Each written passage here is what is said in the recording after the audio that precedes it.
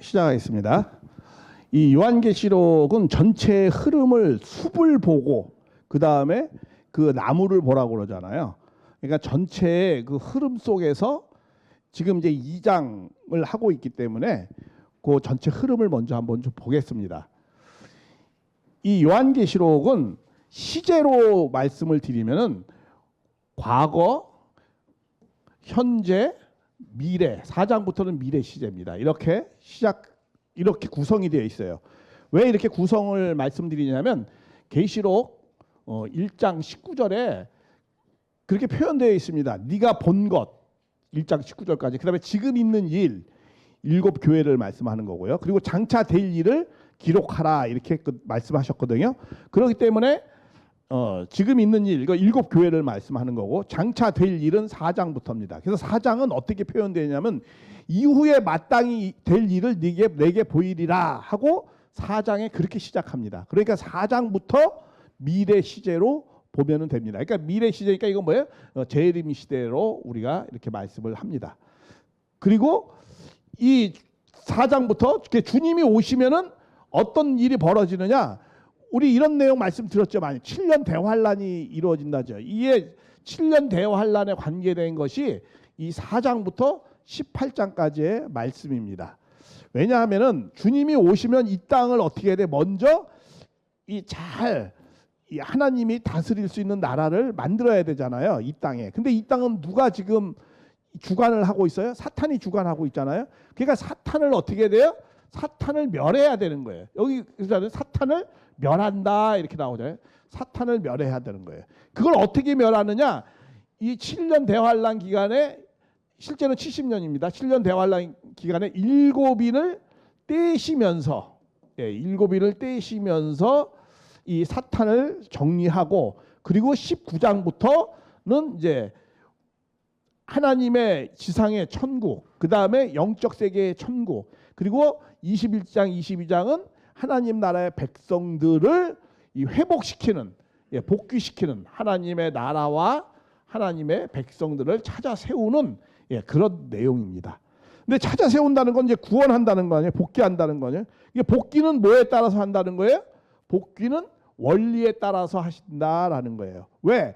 창조를 뭘로 창조했죠? 말씀으로 창조했다 이런 말씀을 하잖아요. 그거는 뭐예요? 이치와 법도, 이법으로 창조했다는 거예요.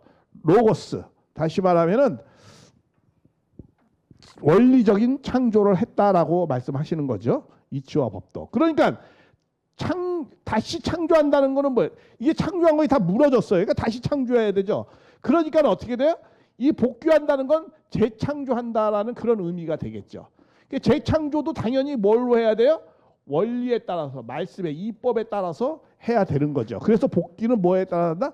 복귀는 원리에 따라서 한다라고 말씀하는 거예요. 그래서 이 전체, 그러니까 요한계시록을 어떻게 봐야 되느냐? 하나님 나라와 백성을 찾는 건데 하나님 나라와 백성을 어떻게 찾아요? 다시 창조하는 거니까 어떻게 해요? 복귀하는 거니까 다시 찾는다. 하나님 나라와 백성을 다시 찾는다. 복귀한다라는 거 아니에요. 그러니까 복귀는 뭘로 한다라는 거예요? 복귀도 원리에 따라서 한다라는 거예요. 그래서 이 요한계시록을 전체 보는 이 흐름의 내용을 복귀 원리로 본 요한계시록을 그렇게 봐야 된다라고 말씀을 하는 겁니다. 그래서 이 전체 흐름인데 오늘은 지금 이 2장의 부분을 하는 겁니다. 그때 이 현재 있는 7교회의 말씀에 대한 내용입니다. 근데 이 7교회는 단순히 그때 당시에 분명히 7교회가 있었습니다. 그러나 그 7교회는 어떤 내용이 의미가 되어 있느냐면 7교회, 7별과 7교회의 비밀이라고 하잖아요. 어떤 내용의 의미가 적혀 있느냐? 자, 교회라는 사명은 뭡니까? 교회라는 게 어떠한 사명을 갖고 있죠?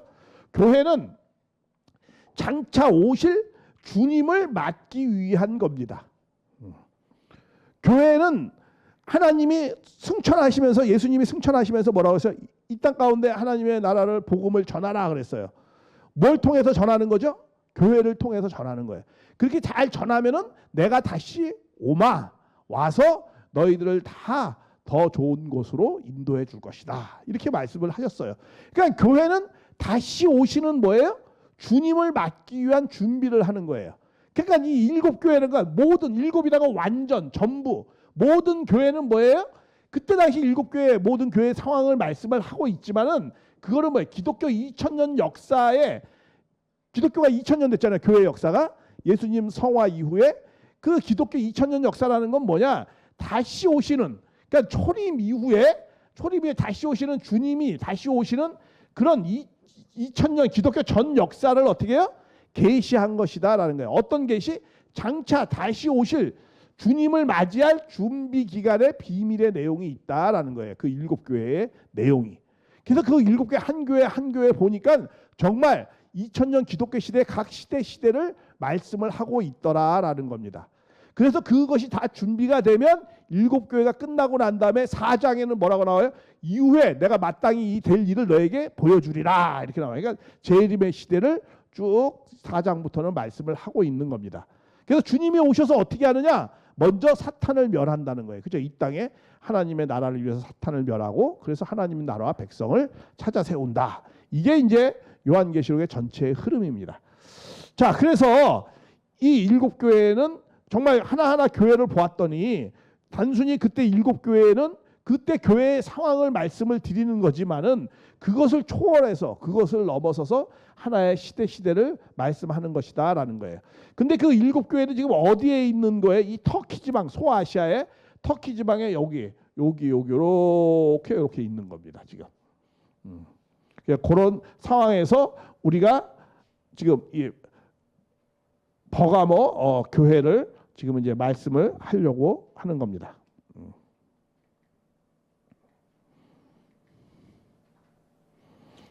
서머나 교회도 한번 보면은 에베소에 잠깐 보고 우리가 가겠습니다. 저번 주에 했던 거. 에베소 교회 주님이 항상 그 나타나는 모습이 있어요. 그 교회마다 주님이 나타나는 모습이 다 각각 달라요. 근데 그 주님의 나타나는 모습은 그 교회에 어떤 메시지가 있습니다.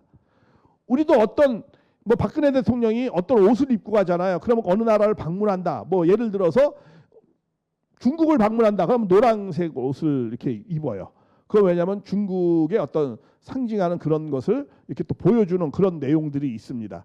그래서 그 옷은 그 나라의 뭐 그것의 메시지를 전하는 내용이 있습니다. 자, 여기에 주님이 오른손에 일곱 별과 일곱 금촛대 사이, 그러니까 일곱 별이라는 거는 뭐예요? 그거는 사자라고 했어요. 사자. 이 사자 이거거든요. 근데 이 사자는 두 가지의 내용이 있어. 하나는 천사. 이 천사의 사자도 있고 또 뭐야? 사명자. 다시 말해 그 교회를 담임하는 목회자일 수 있고, 요 천사는 그 교회를 지키는 수호령 같은 거예요. 예, 그 사자에게 편지하고 그러니까 그 사자, 그 수호령, 거기에 목회자와 그 일곱 금촛대, 촛대를 왜 촛대라고 그래요? 교회를 불을 밝히는 것이기 때문에 그래요. 교회는 말씀의 불을 밝히는 것이기 때문에 촛대라고 합니다. 그래서 일곱이라는 건 모든, 완전, 전부 의미가 있어요. 그러니까 모든 교회와 모든 사자들, 모든 목회자들은 다 누가 주관한다는 거예요? 그거는 예수님이 주관을 한다, 거니신다, 이런 의미가 있었다고 말씀드렸어요. 그래서 맨 처음에 칭찬을 해요. 먼저는 항상 교회. 네가 수고와 인내를 알고 악한 자를 용납하고 자칭. 그때도 이제 자기가 뭐 사명자다, 자기가 뭐 계시를 받았다, 이런 사람이 많이 있었나 보죠. 예, 그런데 그런 사람들을 시험하여 거짓된 것을 다 드러냈다는 거예요. 거짓된 것, 잘못된 걸 드러날 수 있는 것은 뭘로 드러나는 거죠? 진리로 하는 거죠. 참과 거짓을 밝히는 것. 이 에베소 교회는 정말 이 말씀을 많이 하는 교회였던 것 같아요. 그 특징이. 그래서 너희가 게으르지 않고 열심히 했다는 거야. 그런데 네가 처음 사랑을 버렸다는 거예요. 뭐냐면 옳고 그름을 자꾸 따지면은 사람이 마음이 강팍해지거든요. 그러다 보니까 어떻게 해요? 사랑이 메말라졌다, 이렇게 말씀을 하는 거예요. 그래서 네가 처음 사랑을 버렸노니라. 그러니까 말씀은 많이 하지만은 사랑이 별로 없었던 교회다라는 거죠. 우리 이 일곱 교회는 그 각 지금 이 시대에도 모든 교회가 하나의 그 특징을 다 말씀을 해줄 수 있죠. 우리 교회는 뭐야? 말씀을 많이 하잖아요. 그렇죠? 그러니까 에베소 교회하고 좀 가까운 것 같아. 근데 이런 교회 때는 뭘 조심해야 되는 거야? 사랑을 조심해야 된다는 거야. 이 진리를 들으면 사람이 옳고 그름을 알게 되거든. 그 옳고 그름을 자기한테 비춰야 되는데 그 성경의 말씀을 자기한테 비추어서 자기를 읽어야 되는데 상대방을 읽어요. 성경을 놓고 말씀을 상대방에게 비춘단 말이야. 그러면 어떻게 되죠? 사랑이 메말라지는 경우가 생기는 겁니다. 막 따지게 되고. 그러니까 그런 거 조심해야 되죠. 그래서 너희가 처음 사랑을 버렸느니라 이렇게 말씀을 하고 있습니다.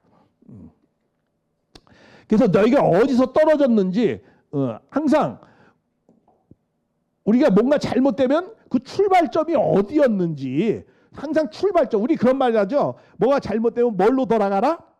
초심으로 돌아가라. 이제 이런 말씀하죠. 그 초심으로 돌아가라는 거야.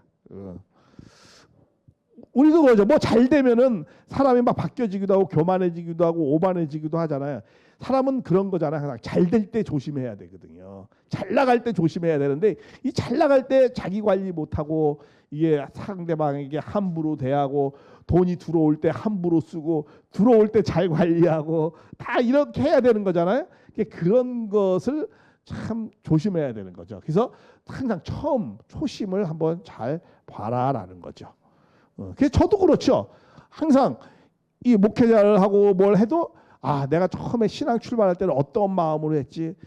어떤 이런 순수한 마음으로 했는데 정말 사람을 많이 대하다 보니까 똥 묻은 사람을 많이 대하다 보니까 나도 자꾸 똥이 묻네. 저 사람이 거짓말하니까 나도 거짓말로 상대하게 되고 저 사람이 승질내니까 나도 같이 또 승질나게 되고 이러면 안 되는데 이런 생각을 많이 하거든요. 그러니까 우리가 항상 이 초심을 우리 처음에는 신앙 출발할 때는 항상 순종도 잘하고 겸손하고 항상 잘 들으려는 자세를 갖잖아요. 근데 이게 신앙 좀 하고 뭘 좀 안다 그러고 말이야. 뭐 어떤 자리 좀 있다 그러면 그냥 목에 기부수하고 그냥 애하고 이제 이러면 이제 안 되는 거거든요. 우리 목회자들도 그런 거 조심해야 되거든요. 그러니까 여기서 처음 사랑을 항상 초심을 우리가 잃지 않도록 해라. 이제 이런 그러니까 우리가 떨어져 있으면 항상 처음을 잘 봐라. 그러면서 뭐 니골라당 행위를 미워하는도다. 이제 이 니골라당 사람들은 이 사람들도 처음에 행위를 잘했어요. 아주 순결하게 순수하게 잘했는데 이들이 나중에 이게 그 신비주의를 찾아가면서 헬라 철학을 막 받아들였어요. 그러니까 이원론적 사상을 받아들여 가지고 이 육은 더럽고 나쁜 거니까 이 육은 뭐 원래부터 그런 거니까 막 마음대로 막 그냥 했었어요. 그러니까 방탕하게 되고 점점 이게 음란에 빠지게 되고 그렇게 됐었어요. 이 니골라당들이 그렇게 했었습니다. 그래서 이런 내용들을 조심하라. 그래서 나도 그걸 미워한다. 그래서 성령의 교회가 하나님의 말씀을 들을 자. 그래서 뭐라고 했어요? 이기는 그에게 생명나무의 과실을 먹게 하리라. 이게 참 의미하는 바가 커요. 에베소 교회에서 왜 생명나무 과실을 첫사랑을 잃어버렸기 때문에 첫사랑을 잘 지키면 뭐가 된다는 거예요? 생명나무 과실을 먹게 한다는 거예요. 참 인류 최초의 내용이 뭐였죠? 정말 이 진리는 잘 가다가 뭘 했어요? 첫사랑을 잃어버렸죠. 그래가지고 뭐가 되지 못했죠? 생명나무가 되지 못했어요. 그러니까 여기서 이런 말씀도 하는 거예요. 처음 여기도 7개 처음 교회가 뭐야? 너희가 첫사랑을 잘 잃어버리지 않도록 하라는 거야. 첫사랑을 잃어버리지 않아야만 무엇을 먹는다는 거예요? 생명나무의 과실을 먹는다라는 거예요. 참 이게 에덴 동산에서 이런 일이 벌어졌잖아요. 그렇죠? 첫사랑을 잃어버려서 생명나무가 못 됐잖아요. 그러니까 이거 에베소교회 처음 교회에 이런 말씀을 합니다. 아마 초대교회도 처음 초대교회 100년간의 내용을 말씀하는 거예요.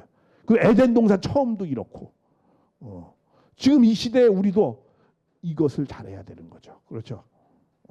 첫사랑을 잘 간직해서 생명나무가 돼야 된다라고 말씀을 하고 있습니다.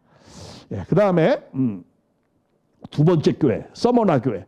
이 서머나 교회는 그때 지금 이 서머나 교회는 어떤 것을 상징하고 온다고 그랬어요? 이 로마 그때 당시 서머나 교회가 있었어요. 실제로 있었는데 그 서머나 교회는 근데 그 교회가 말씀하고자 하는 그 내용은 어떤 시대? 로마 박해 시대를 상징하고 있어요.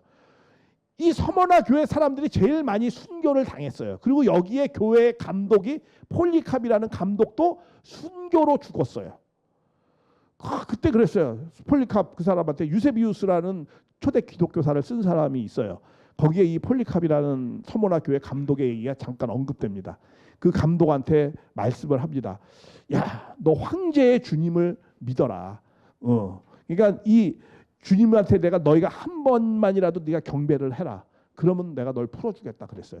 그러니까 폴리캅이 뭐라고 그러는지 알아요? 이 감독이 예수님은 나에게 한 번도 나를 배반한 적이 없다는 거야. 근데 내가 왜 예수님을 배반해야겠냐고. 그러면서 화형을 당합니다. 그래서 순교의 길을 가요. 그러니까 이 서머나 교회가 그때 당시에 많은 교회가 있는데 그 중에서 제일 순교를 많이 당했던 교회예요. 그러니까 이 교회를 통해서 뭘 말씀하는 거예요? 로마 박해 시대를 그 시대를 상징하고 있어요. 그래서 이 순교자에게 예수님이 나타나는 모습이 어떻게 나타나요? 죽었다 살아나신 이로 나타나는 거야. 그건 뭐야? 부활한 예수님. 너희가 지금 순교당하고 죽지만 너희는 죽는 것으로 그걸로 끝이 아니라는 거야. 너희들 다시 어떻게 한다? 살아난다는 거야. 부활한다. 봐라, 나도 죽었지만은 나도 부활하지 않았느냐. 그런 식으로 나타나는 거예요. 그러니까 너희가 뭘 하라? 죽음을 두려워하지 말라라는 거예요. 그래서 너희가 실상은 알거니와 너희가 뭐야? 환난, 죽음과 궁핍과 이런 것은 두려워하지 말라는 거야. 그래서 장차 받을 고난을 두려워하지 말라. 그러면서 뭐라고? 너희가 10일 동안 환난을 받으리라. 10일 동안 받는다는 거야. 이 10수는 어떤 수죠? 10수는 성경에 10수가 많이 나오는데 이거는 뭐야? 규일수입니다. 규일수라는 게 뭐냐면 다시 하나님에게 돌아가는 입장의 수예요. 아담부터 노아까지가 몇 대예요? 10대예요. 아담부터 노아까지 10대 만에 노아가 나타납니다. 다시 아담 이후에 하나님께 돌아갈 입장에 있어요. 그 다음에 또 노아로부터 아브라함까지가 몇 대예요? 그것도 10대예요. 그래서 아브라함부터 다시 또 하나님 앞에 돌아가는 그런 기회를 주시는 겁니다. 그래서 10수는 무슨 수다?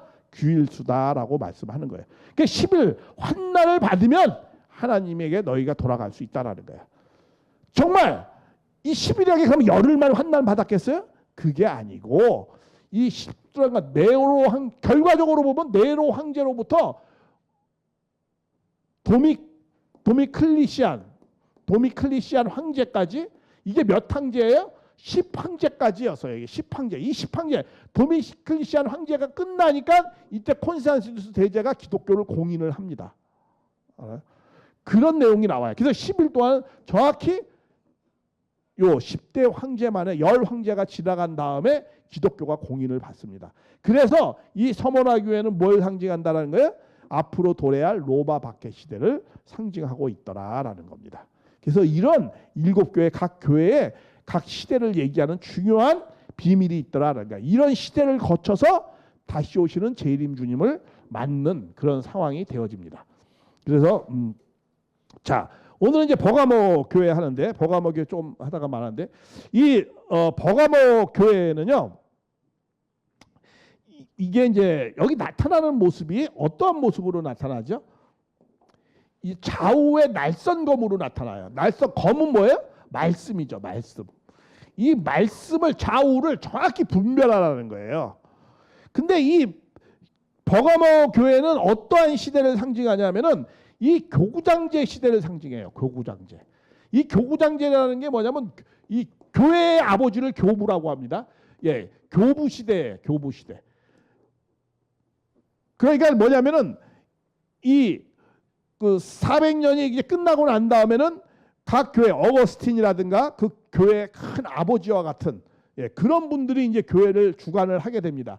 근데 그때부터 이제는 공인을 받았으니까 이때부터 뭐가 나오냐면 말씀을 잘 이해할 수 있도록 잘 전수할 수 있도록 뭐가 만들어지기 시작해요? 교리가 만들어지기 시작합니다. 근데 이 교리를 만들 때 그때 당시에 어떤 문화권에 있었어요? 헬라 문화권에, 헬라 철학의 문화권에 있었어요. 그러니까 이러한 것들을 통해서 교리를 만들어서 하나님의 말씀을 해서 예수님이나 하나님을 증거하는 이러한 방식의 내용이 많이 있었어요. 뭐 삼위일체 교리라든가 성모 마리아 사이라든가 여러 가지 그런 내용들이 다 이교도라든가 아니면 이교 다른 철학이라든가 이런 걸로 하나님의 말씀을 이게 정리하다 보니까 이게 본질하고 좀 멀어지는 게 많이 있었거든요. 그래서 좌우의 날선 검으로 나타나는 거예요. 똑바로 말씀 정리를 잘하라 이거예요. 어디에 치우치지 말고 그런 내용의 말씀을 하는 거예요. 그래서 이 시대에는 교구장제 시대하고 비슷한 그런 내용의 말씀을 하고 있습니다. 물론 이때 실제 버가모 교회가 있었죠. 그러니까 이 교회는 가만히 보니까 어떤 것이 있냐면은 말씀이 조금 약한 거야. 말씀은 약하지만 사랑은 또 많이 있어. 아까 에베소 교회는 뭐예요? 사랑은 별로 없고 뭐가 많이 있어요? 말씀이 많이 있어요. 그런 아주 상반된 그런 색깔을 보여주고 있습니다. 그러니까 예수님이 나타나는 걸 이게 칼을 들고 나타나요. 말씀을 들고 말씀을 똑바로 하라 이렇게 이제 나타나는 거죠. 그래서 네가 어디에 사는 것을 내가 아노니. 예수님이 뭐라 그래요? 내가 너희들 상황을 다 알고 있다는 거야. 하나님은 우리 상황을 다 알고 있습니다. 그죠? 성경을 보면서도 우리는 우리 상황을 다 알아요. 우리가 성경을 읽죠. 그럼 여러분들은 성경을 읽을 때 성경은 누구를 읽어줘요? 나를 읽어줄 수 있어야 돼요. 여러분들 성경을 읽잖아요. 그럼 성경은 누구를 읽어준다고요? 성경이 나를 읽어줘야 돼요. 나는 어떤 사람이고 나는 어떠한 존재고 이러한 내용들을 우리는 읽을 수 있어야 됩니다. 자, 그래서 예수님도 뭐야? 내가 너희 것을 다 안다라는 거야. 그래서 거기는 너희는 뭐야? 사탄의 권자가 있는 자라. 내 이름을 굳게 잡아서 내 이름을 그래서 충성된 내 이름, 내 말씀을 굳게 하라는 거야. 한눈 팔지 말고 엉뚱하냐. 그러면서 증인 안디바가 곧 네가 사탄이 사는 곳에서 죽음을 당할지라도 나를 믿는 믿음을 저버리지 않았다. 그러니까 뭐 그래도 여기 훌륭한 이 교부들이 많이 있었죠. 예, 믿음을 지켰던 교부들이 많이 있었습니다. 예, 그런 훌륭한 교회 감독 교부들이 많이 있었다는 걸 칭찬을 합니다. 그러면서 그러나 내가 너에게 두어 가지 책망할 것이 있다는가. 네가 발람의 교훈을 받아라 이렇게 말해요.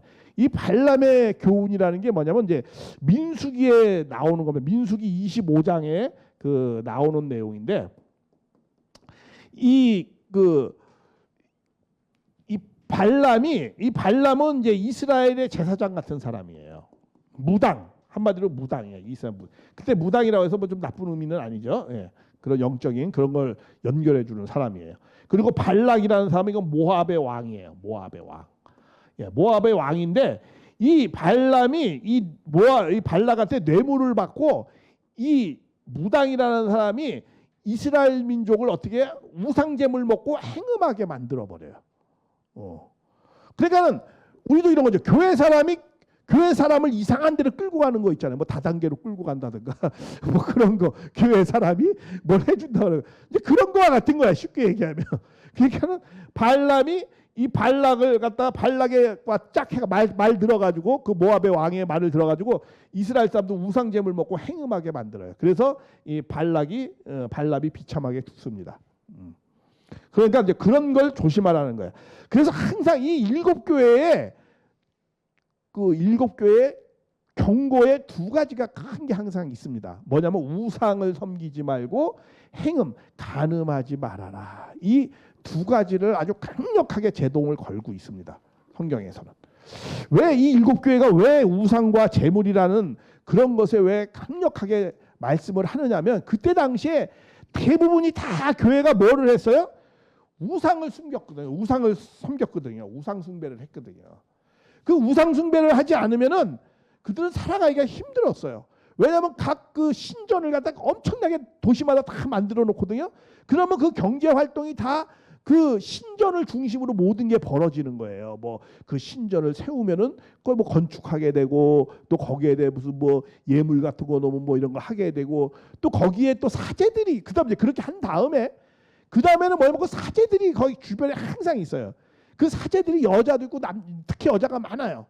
근데 그게 뭐냐? 그 여자들이 왜 있느냐면 그들과 행음을 통해서 하나님 앞에 가는 거야. 그렇게 간다는 그런 믿음을 갖고 있었어요. 왜? 하나님의 사랑은 그런 여자들과의 관계를 통해서 그 사제들과의 관계를 통해서 하나님 옆에 가는 거야. 그러려면 이제 그거에 대한 또 뭐가 있어야 돼? 예물을 드려야 돼. 뭐 공창 비슷한 뭐 그런 거야. 쉽게 얘기하면 지금은. 그런 얘기. 그러니까 그러니까 거기에는 돈도 많게 되어 있는 거야. 그리고 그런 걸로 많은 경제 활동이 벌어지는 거야. 그런데 기독교는 그걸 참여하지 말라는 거야, 거기에.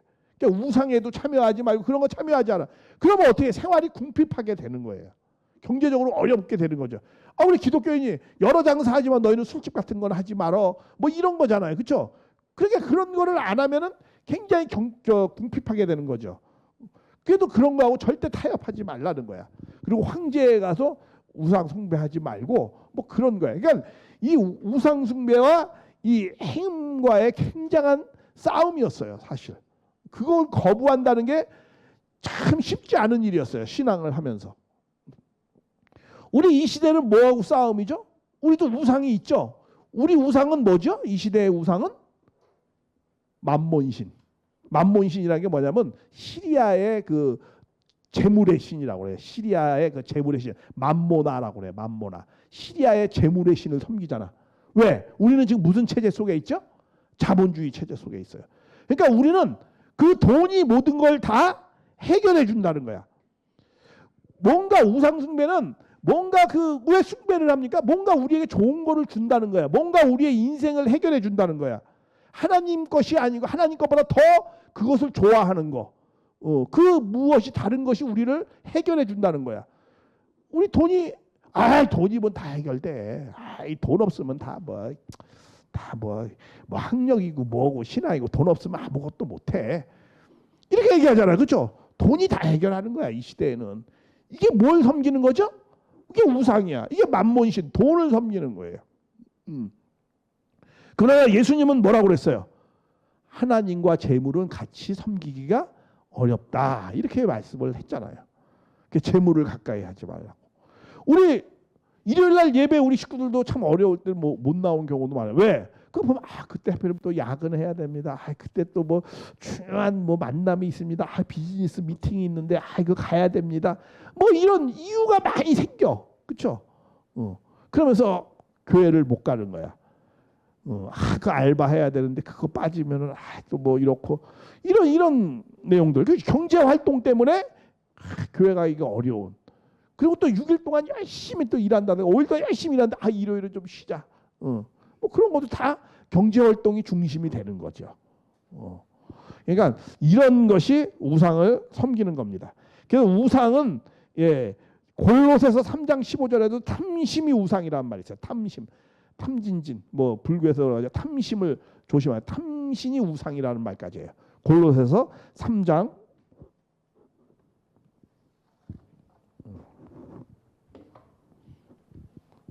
골로새서 3장 5절에는 탐심이 우상이다. 이제 이렇게까지 말씀합니다. 그리고 디모데전서 6장 10절.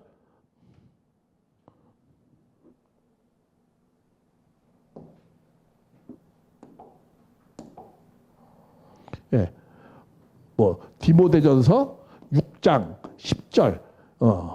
이런 데는 뭐라고 말씀을 하느냐 하면은 돈을 사랑하는 것이 만악의 뿌리라는 거야. 그렇게까지 또 말씀을 합니다. 그리고 마태복음 6장 24절. 두 주인을 섬기지 못하나니 하나님과 재물은 같이 섬기지 못한다. 뭐 이렇게까지 말씀을 합니다. 그리고 이 우상 숭배하는 자는 이 돈을 추구하고 뭐 이런 사람은 결국은 뭘로 간다고 표현을 하고 있어요? 쾌락을 추구한다 이렇게 얘기해요. 쾌락을 추구한다. 에베소서 5장 5절. 결국은 쾌락으로 빠져나가게 된다. 이렇게 말씀을 합니다. 그래서 이제 우상이라는 그 개념은 뭐냐면은 항상 인간이 뭔가 좋은 거, 선한 하나님보다도 더 중요하다고 생각하는 거. 그리고 그것이 모든 인간에게 다 이루어 준다는 거. 하나님 것을 빼고. 그러나 사실 우상은 우리에게 뭘 인간을 해결해 주는 것이 아니고 우리를 파괴시킵니다. 결과적으로. 돈이 우리를 망친다고 그러잖아요. 옛날에 그런 거 있었어요. 어떤 사람이 로또 회사에다가 손해배상을 청구한 사람이 있었더라고.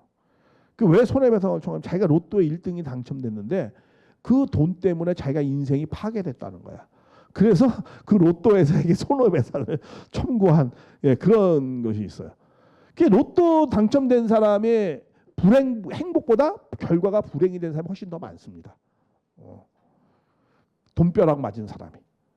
그리고요, 그 돈벼락 맞는 거 너무 좋아. 내가 그 돈벼락을 다 맞잖아요. 그럼 내 후손은 돈을 못 받아. 내가 받을 복을 다 받았기 때문에 그 후손은 받을 복이 안 생겨요. 그러니까 너무 로또 받는 거 맞는 거 좋아하지 말고. 그게 뭐 로또 회사가 뭐 잘못한 겁니까? 사실은 자기가 돈 관리를 잘못한 거죠. 어쨌든 해간 그런 내용이 있습니다. 그래서 그리고 음행이라는 거는 뭐냐면은 음행의 그 개념이 뭐냐면 그 하나님의 말씀과 사랑보다 돈과 인간의 사랑을 하나님의 사랑보다 돈과 인간의 사랑을 더 중시하는 거, 이런 걸 음행이라고 합니다.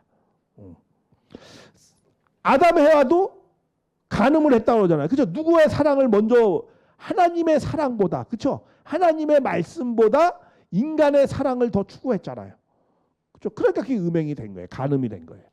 그러니까 항상 하나님 말씀보다, 하나님의 사랑보다 더 중요하게 생각하는 거, 그런 것들을 또 음행이다, 이렇게 말씀합니다. 그래서 그런 내용들의 개념을 우리가 좀 잘 조심을 하면 좋겠습니다. 그래서 이때 당시도 그때 당시에는 이제 실제로 그 우상, 큰 석상이라든가 이렇게 놓고 거기서 그 사제들과 많은 음란한 행동을 했던 거, 이런 거 조심하라고 했지만, 지금 이 시대에는 뭐예요? 그 신은, 그 우상의 신은 뭐예요? 돈의 신입니다. 그렇죠? 이 자본주의 체제, 그것을 우리가 극복할 수 있는 그런 것이 되어야 되죠. 그래서 그거와의 싸움이죠. 지금은 21세기에는 그런 내용을 우리가 참고로 할 필요가 있습니다. 그래서 이 버가모 교회는 그런 교회 사람들이 교회 사람을 도리어 더 올무에 빠뜨린 거예요. 아주 리얼하게 비유하면 그거예요. 교회 식구가 다단계 소개해가지고 같이 잘못되어지는 거, 그런 것이 아주 가장 적절한 비유인지 모르겠지만 그렇습니다. 그래서 그런 거를 조심해. 그러면서 니골라당의 교훈을, 이것도 이제 처음에는 순수하게 잘 했는데 나중에 변질돼 가지고 그렇게 한 겁니다. 그런데 그 우상의 시초가 있어요. 처음에 우상의 시초는 누구로부터 시작되었느냐면은 창세기 10장 8절부터 14절에 나오는 내용인데, 이게 니무롯이라는 이 그때 보면 용사야. 용사하고 이 사람의 부인 세미라미스가 있었어요. 세미라미스. 이들이 시조가, 이게 이제 뭐예요? 바벨론의 시조입니다. 바벨론의 시조예요. 바벨론 왕국의 그 부족 그때예요. 근데 거기에 시조 사람인데, 이때 당시에 니무롯이 굉장한 용사였어요. 그래서 이 사람을 노아 홍수 심판 이후에 이 사람을 무슨 메시아가 아닐까 할 정도로 그렇게 생각을 했었어요. 그리고 이 사람이 큰 부족을 이끌고 그렇게 했었어요. 근데 이 사람이 어떤 사냥을 나가서 사냥을 하다가 일찍 죽어버렸어. 그러니까는 이 사람의 부인 세미라미스가 이 사람을 깃들여가지고 깃들인다는 거죠. 깃들여가지고 뭘 하냐면은, 여러분들 로마에 가면 피에타의 눈물이 있죠. 피에타의 눈물. 이렇게 예수님이 이렇게 누워 있는데 성모 마리아가 이렇게 안고 있는 조각상 있잖아요. 그게 여기에 시초예요. 이게 뭐였느냐면, 이때 당시에 이 세미라미스가 자기 남편을 이렇게 껴안고 이렇게 있는 거야. 그러면서 그걸 그림을 그려가지고 그거를 집안에다 붙여가지고 거기에다 이렇게 빌게 만들었어요. 그냥 그걸 이용을 했어요, 세미라미스가. 그래서 자기가 남편 대신 자리에 딱 가 있는 거야. 이제 이런 것이 우상의 시초입니다. 그리고 이 후손들이 나중에 바벨탑을 만들잖아요. 그래서 자기의 인간이 인식하는 신인식, 인간의 노력으로 우리가 하나님의 나라를 이루자, 뭐 이런 거였거든요. 이게 그 후손들이 그렇게 한 겁니다. 근데 이것에 연결되어진 것이 뭐였느냐 하면은 천주교에서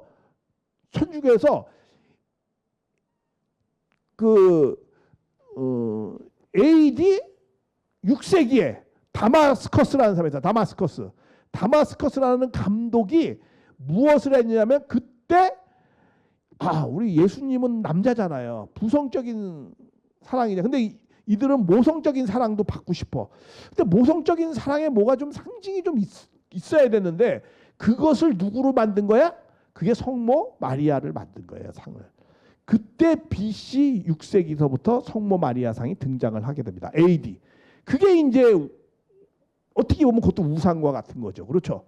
그리고 성모 마리아는 사실 예수님 낳기 임신할 때까지는 믿음을 잘 지켰어요. 그런데 예수님을 임신하고 난 다음에 엘리사벳과 갈등을 함으로 인해서 그 사가랴 집안에 나가가지고 요셉하고 만나면서 요셉하고 살면서 동생을 많이 두었거든요. 그렇기 때문에 이 마리아는 그때부터는 이 사랑의 자리가 깨끗해지지 않았기 때문에 하나님의 성령이 떠났어요. 그러다 보니까 예수님을 자기의 그냥 육신의 아들로만 생각했지 메시아로 생각하지 않았어요. 그래서 예수님 뭐 집회하고 그러면 거기 쫓아다니면서 막 너 단상에 내려오라고, 너 왜 거기 있냐고 형제들하고 막 그렇게 했어요. 그러니까 예수님이 뭐라고 그래요? 저 여자가 나하고 상관없다고, 여기 있는 내 사람들이 형제 자매라고. 그러니까 예수님하고 아주 갈등이 많았어요. 근데 나중에는 이제 예수님의 제자들 부활하고 났다면 예수님 제자들이 모여가지고 예수님을 잘 받들고 그러면서 예수님의 육신의 동생인 야고보서 있죠. 야고보서. 행함이 없는 믿음은 죽음의 그 야고보서하고 그 다음에 유다서 있죠. 그 유다. 그거는 다 예수님의 그 동생들이 쓴 책입니다. 그들은 나중에 가서 예수님을 잘 모셨어요. 형님이 맨 처음에 잘 몰라서 반대했지만 그래가지고 그들이 다 순교를 했죠. 그분들도. 그렇지만 그리고 실제로 야고보는 예루살렘 성의 감독이었어요. 이 베드로는 주로 순회도 많이 다니고. 그래서 실질적인 뭐 예수님 일대 제자는 베드로라고 하지만은 실질적인 뭐 우리의 베드로는 좀 바지 사장 같은 거야. 실제 힘센 사람은 누가 제일 힘이 셌었어요? 야고보가 제일 힘이 있었어요. 그래가지고 바울하고 베드로하고 긴장 관계가 있었잖아요. 사도를 인정 안 할 때 야고보서가 뭐라고 해요? 그 사람 인정하라고. 그래서 베드로가 인정하는 거예요. 그 배우는 야고보가 더 힘이 셌었어요.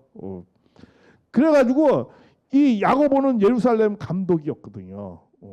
그러니까 그 중심부에 있었었죠. 그래가지고 이제 그런 내용들도 사실은 좀 있었습니다. 예. 그래서 그러니까 뭐 그건 약간 여담이지만은 그러니까 우리가 실제는 그렇다는 거야. 실제는 그런 내용이 있었다라는 거예요. 초대교회. 사실 우리 교회도 약간 그런 게 있어서 우리 교회도 문 선생님 사촌 동생 뭐 문용이요 뭐 이런 분이 이사장하고 막 그랬거든요. 협회장보다 힘이 더 세. 그러나 우리는 뭐 조절을 잘했지. 곽정환 뭐 회장, 뭐 해내 박보일 회장 그러다 보다 그 문용원 회장이 더 이 전대를 주고 막 흔들었었어요. 그러니까 아버님이 덧뒤로 빠져 이래가지고 빼뜨려 뭐 문 선생님은 그런 거 뭐 가차 없으니까 뭐 다 아니까. 그러나 옛날에는 예수님이 없었잖아, 그렇죠? 예수님이 없었으니까 이게 야고보가 이렇게 막 쥐고 흔들었던 내용도 좀 있었어요. 그러나 예수님 어쨌든 그러나 야고보는 정말 열심히 정성 들이는 사람이었어요. 아주 훌륭한 또 삶도 살긴 살았죠. 우리가 야고보서 하면 야고보는 그냥 뭐 베드로, 요한, 야고보 세 번째 제자다라고만 생각하는데 그건 실제적으로 육적인 동생입니다. 그건 참고로 우리가 알아둘 필요가 있습니다. 예. 근데 그러니까 이렇게 마리아도 열심히 안 믿었어요, 예수님. 그러니까 어떻게 보면 그것도 본질하고 다른 거잖아. 그래서 그것도 우상이에요. 그게 이제 그 AD 6세기부터 그렇게 시작된 겁니다. 그러니까 그런 거를 조심하라는 거예요. 좌우의 날선 거. 그렇잖아요. 그냥 우상 숭배 이런 걸 조심하라. 우상의 제물. 그게 다 하나님 말씀에 어긋나는 건 행음이다라는 거야. 그래서 니골라당의 교훈을 배워라. 니골라당은 맨 처음에 순수했단 말이야. 근데 이교도적인 걸 자꾸 받아들여가지고 이상하게 됐거든요. 그런 거 조심하라는 거야. 그러니까 교부 시대가 그런 거 조심해요. 어거스틴 그런 시대가 조심을 했어야 된다라는 거야. 어거스틴이 훌륭한 기독교의 그런 신약의 그런 기본적 골격을 잡은 훌륭한 내용도 있지만 잘못된 내용도 좀 있거든요. 근데 그 시대는 뭐 그렇게 말씀을 할 수밖에 없었지만은 그런 내용도 좀 있었습니다. 그러니까는 이런 걸 참 조심을 했어야 된다. 그래서 회개하라. 그렇지 않으면 내가 속히 내 입의 검으로 이게 입의 말씀으로 그들과 싸울 수밖에 없는 상황도 생기게 된다. 뭐 이런 말씀을 하는 겁니다. 그래서 이 버가모 교회가 그 다음에는 이제 그 무슨 교회가 나오냐면 교장제 시대인데 두아디라 교회가 이제 나오기 시작합니다. 이 두아디라 교회는 이거 조금 잘못 내가 반대로 했나? 아직까지는 그래서 이렇게 이제 그러면서 뭐라고 말씀을 하느냐면 여기 조금 뭔가 만약에 너희가 성령의 말씀을 잘 들으면 내가 뭐예요? 너희들에게 뭘 준다? 감추었던 만나를 주고 흰돌을 준다. 이게 흰돌이라는 건 뭐냐면 옛날에는 뭐 초대장 같은 거예요. 초대장. 그때 뭐 종이가 있는 게 아니니까 어떤 흰돌. 흰돌은 그런 초대장 같은 것도 있고 또 하나는 뭐냐면 이렇게 이 재판을 할 때 어떤 누구를 재판을 할 때 이 사람이 옳다 그러면 흰돌을 집어넣었어요. 흰돌. 이 사람이 옳지 않다 그러면 뭐야? 검은 돌을 집어넣습니다. 그래가지고 이 재판은 어떻게 이 흰돌이 많으면 무죄고 검은 돌이 많으면 유죄고 뭐 이런 식으로도 판별을 했습니다.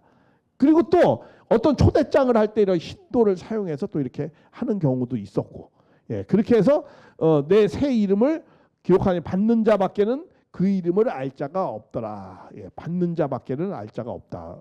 왜 이렇게 했어요? 말씀을 들은 자만이 아는 거지. 듣지 못하면은 모르잖아요. 우리 가정연합을 어떻게 알 수 있습니까? 우리 문 선생님을 어떻게 할 수 있어요? 문 선생님은 무슨 뭐 큰 교회 만들고 세계적인 뭐 일 했나 보다. 뭐 했나 보다. 그렇죠. 그렇게만 생각하잖아요. 그러나 그거는 본질이 아니에요. 그거의 본질은 뭡니까? 그거의 본질은 그분은 어떠한 문 선생님이 어떤 거였어요? 그분은 알려면 뭐예요? 그분의 말씀을 들을 때만이 알 수 있어요. 왜 그런 큰 역사를 했느냐? 그분이 무슨 뭐 돈이 많아서 그런 역사를 한 것이 아니고 뭐 판잣집 같아서 어떻게 그런 역사를 했겠어요? 그건 몇 가지 이유가 있어요. 첫 번째, 그분은 말씀을 갖고 있었어요. 세계인이 모두 그 말씀 앞에 고개 숙일 수밖에 없는 그런 말씀을 갖고 있었어요. 왜? 말씀을 통해서 정신을 잡는 거 아니에요. 그렇죠? 그 사람의 정신은 뭘로 잡아요? 말씀으로 잡는 거 아닙니까? 우리 이런 거죠. 마지막 싸움은 무슨 싸움이에요? 사상 싸움이에요. 우리 한국도 무슨 싸움입니까? 결국은 사상전 아니에요? 맨 처음에는 무슨 싸움이었는 줄 아세요? 1차 대전 때는 그거예요.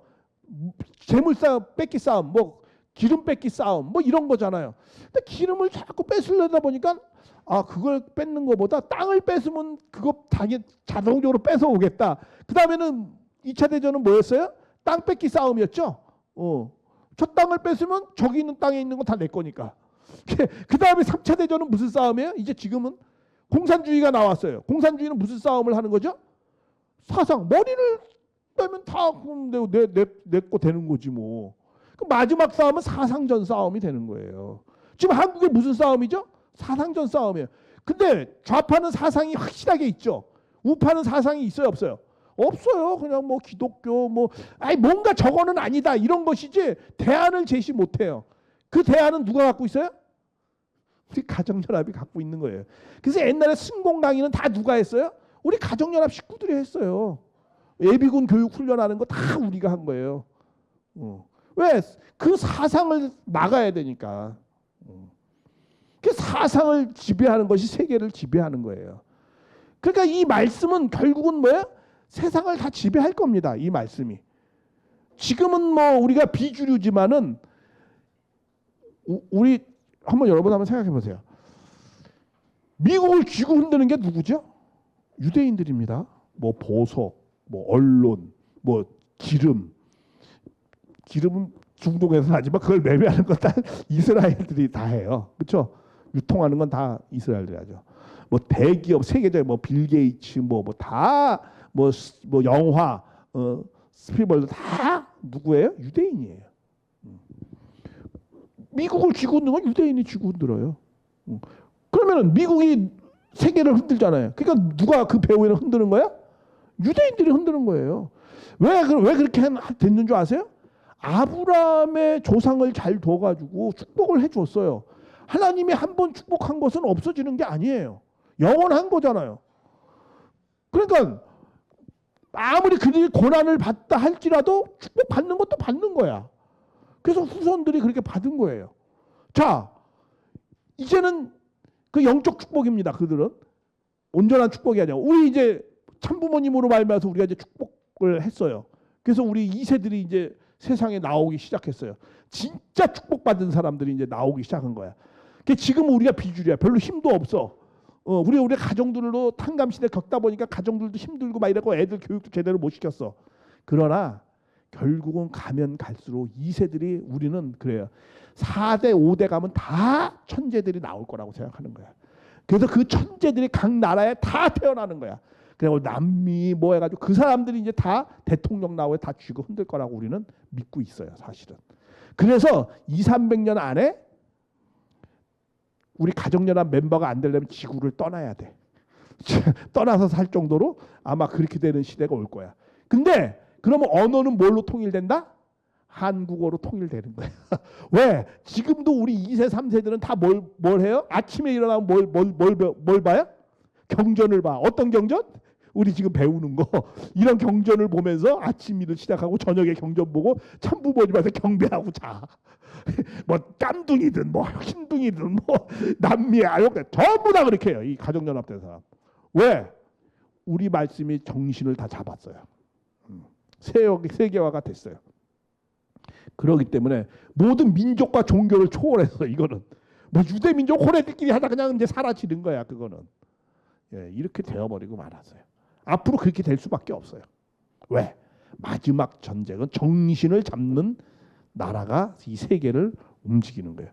근데 20세기에 나온 경전이 내가 말씀드렸죠. 20세기에 나온 경전이 어디 있습니까? 우리밖에 없어요. 가정연합밖에 경전이 없어요. 경전이 있는 종교가 세상을 잡는 거예요. 그래서 21세기 이후부터는 가정연합이 세상을 다 점차적으로 인도할 수밖에 없어요. 왜? 이런 말씀을 가진 사람이 인도하면 얼마나 좋겠어요. 또 그렇죠? 네. 그래서 그렇게 되어지는 겁니다. 그래서 이렇게 믿는 자밖에 그 이름을 알 사람이 없더라. 그러니까 받는 자, 이 들은 자만이 문 선생님에 대해서 말씀을 들은 자만이 통일교회에 대해서 알게 되는 거고 문 선생님에 대해서 알게 되는 거고 우리 가정연합에 대해서 알게 되는 거죠. 모르면 그냥 저 문화무게 뭐 어쩌고 저쩌고 뭐 통일교 어쩌고 저쩌고 그렇게 하는 거죠. 그러나 알면은 그렇게 할 수 없게 돼 있어요. 알면은 와 세계는 정말 이 선민국가인 한국을 중심으로 세계는 축복받은 2세들에 의해서 세상은 흘러갈 수밖에 없구나라는 것을 알게 되게 돼 있어요. 사실은. 그래서 그런 걸 잘 참석하시고요. 잠깐 쉬었다가 그 다음에 다음 장부터 하겠습니다. 예, 잠깐 쉬겠습니다. 수고하셨습니다.